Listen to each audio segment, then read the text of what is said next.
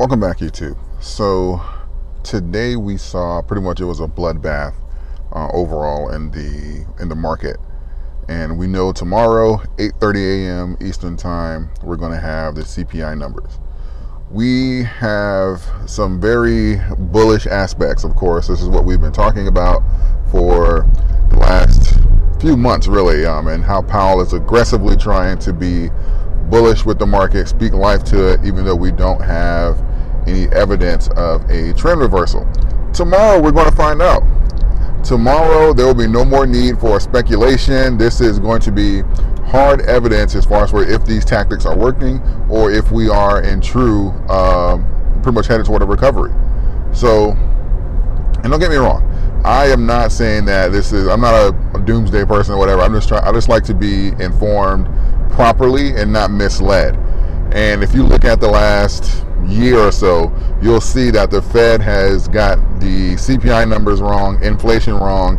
I think the numbers are like 75-80% of the time. So, excuse me if I have trust issues after I know you lied to me for 80% of the time. So, especially when I have to invest money based off of what you're saying. So, if I'm a little hesitant, forgive me.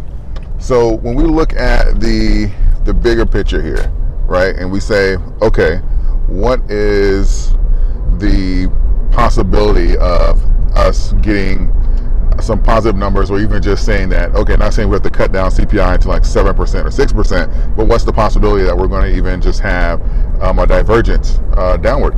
And we have to look at overall the market. Has gas prices come down? Absolutely. Has the supply chain issues, the war, and all that kind of stuff that they're trying to factor in? Yes, you've seen a lot of these things cool off. Are they back to the levels that they were before? No. And this is some of the things that we have to try and consider before they start saying that we're going to be down to 0.25 by the end of the year.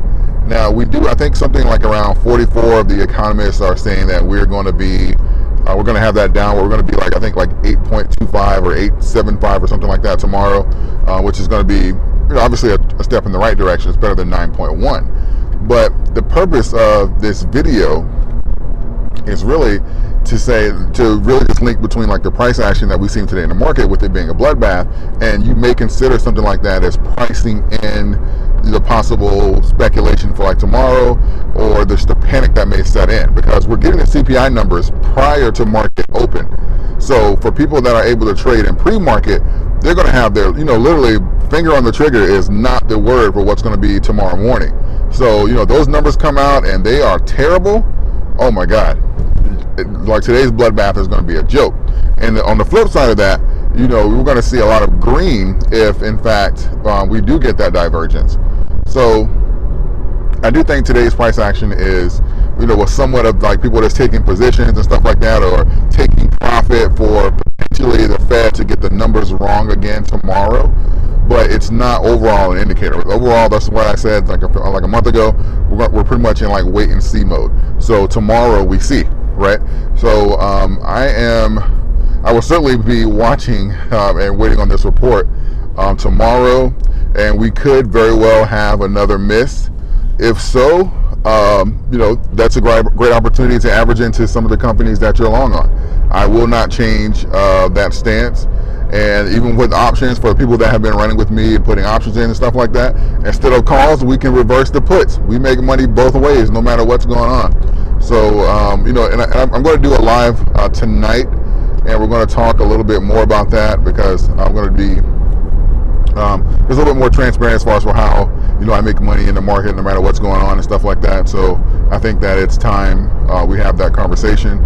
But overall in the market today, I think that we were just kind of getting priced in. People are taking profits because we've had some really bullish days over the last week.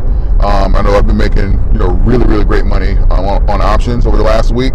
So when you have something like the CPI numbers coming out, and it can possibly rug pull or cause panic in the market, you're going to see people say, okay, well, I'm up right now. Let me go ahead and lock in some of these profits, and I'll wait and see in the morning.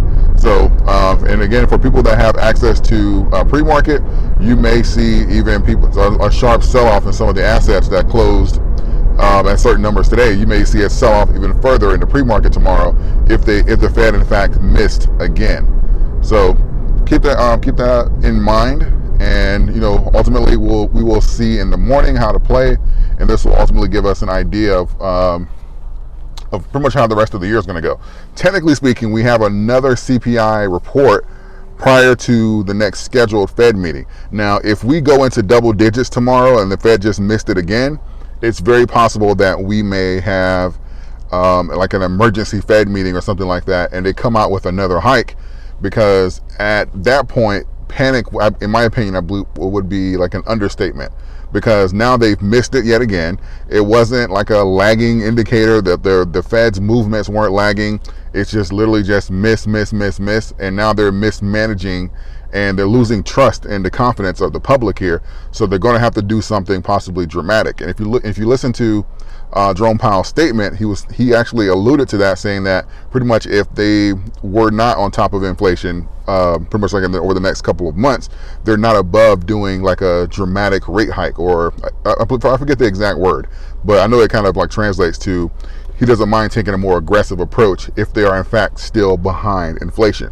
So I always kept that in mind and know that they haven't ruled it out. So that could be something we can see coming up, but ultimately we have to just kind of keep that in mind here and make sure that we are, especially on these CPI numbers, I would not be taking any like short-term plays or swing trades or stuff like that while these markets are, while these CPI numbers and stuff like that are close to coming out. And I think there's a lot of evidence today that people were not doing that, and in fact taking profits. And in the morning, we're going to have hard evidence as far as for how to play the market for the next 30 days, or at least until we get so we hear from the Fed, because if it's bad, we will hear from the Fed prior to the next CPI meeting. So just kind of keep that in mind. That is my thoughts on the market action today and the CPI numbers.